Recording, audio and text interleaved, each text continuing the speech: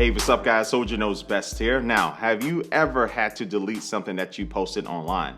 Now, I can tell you that I've done this multiple times, and the big reason why that was because I didn't really do my research. Like, I reposted something that I thought was real news, but it turned out to be false. And so you get this kind of really bad feeling in your stomach. I know I did, because when I had to delete a post that I put out there, I feel like, one, that I was misled myself, and two, I'm misleading other people because they were reading my posts and sharing my posts and it turned out to be false. So today I'm going to give you some really good tools that will help you not make the same mistake that I've done, but also to help you just in the future make sure you're getting the right information and just really how to find out that what you're reading online is actually the truth. And so I'm making this video in partnership with a nonprofit project called MediaWise. And so MediaWise is being funded by Google.org, and they're part of the Google News Initiative. And so their goal is to reach 1 million teenagers by 2020 and to be able to help them sort fact from fiction online. And a lot of these teenagers are going to be in underserved or low-income communities. So I think this is just a great project. I'm happy to be a part of it. But this video isn't just for teenagers. It's for everyone, whether you're old, young, you have a big head like I do. Everybody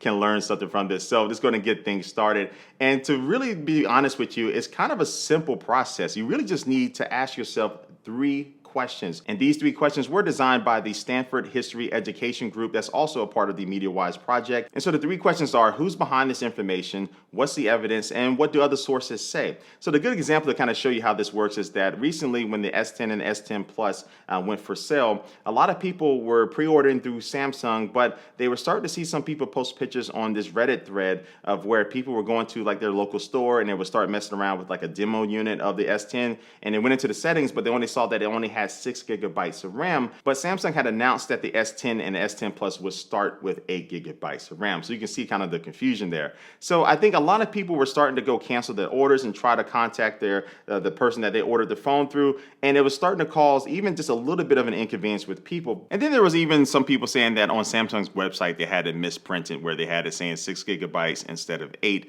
And so yeah, I totally get where people were coming from, but if you just looked at the title of this article, it will definitely seem like what they're saying is true. The S10 will only come with 6 gigabytes of RAM.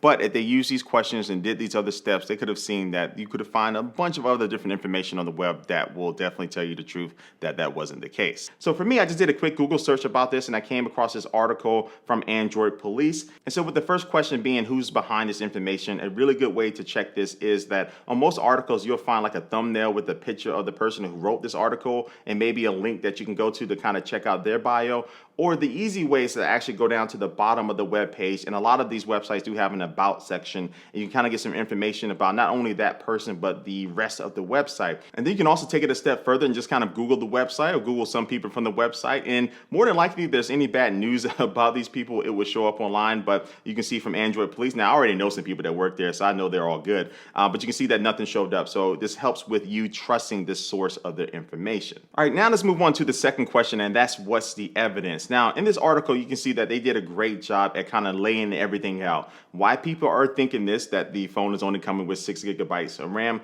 and what the author did to kind of verify that this wasn't true. So you can see within the article, you have a bunch of different links that you can click on, and this leads us to something that's a really good thing to do, and that's called lateral reading. And that is to not just scroll up and down on that page, but to actually open up some of these links that were open up in another tab. And then now you can go from, left to right to be able to click through these tabs. And so with the more tabs that you have open, the more information that you have at your disposal to be able to help you make an informed decision on this particular subject. And then also too, within this article, you can see that the author actually reached out to a Samsung representative. So this is going straight to the source to get their confirmation that yes, the S10 and the S10 Plus will be starting with 8 gigabytes of RAM and not 6 gigabytes of RAM. All right, so right now I feel very confident in the information that this article is giving me just by following the first 2 questions, but you shouldn't stop there with that third question, which is what do other sources say? And so for me, I just typed in S10 RAM and I was able to find a bunch of different articles about this, including one from Tom's Guide,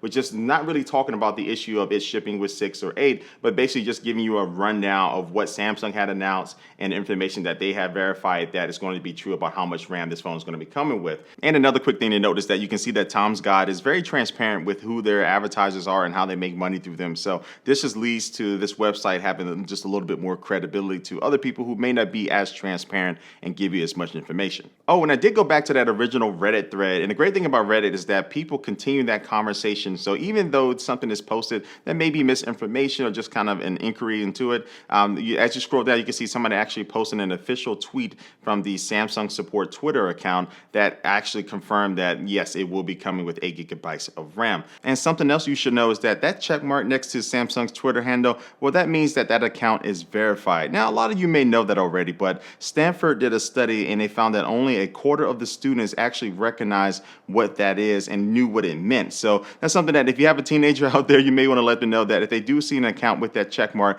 that means they have been verified, that they are who they say they are, and that could definitely help with credibility. So again, this is just an example for this particular issue, but you can apply this to every single thing. And these 3 questions will help you out with really anything that you're checking out online. And just for a personal story, I will tell you that a few years ago, I posted something on Facebook that had something to do with politics. I can't remember exactly what it was, but I had to delete it because I got that information from another friend on Facebook and I just assumed that it was true.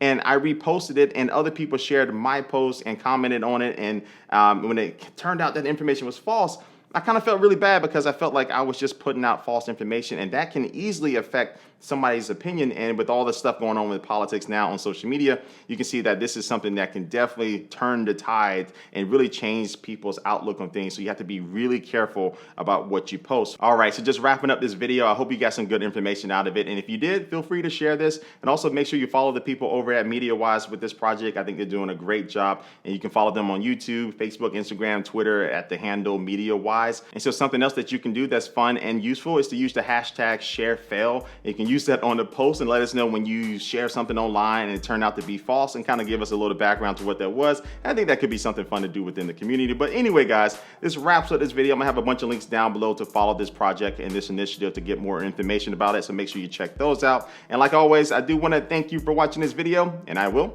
catch you later. Peace.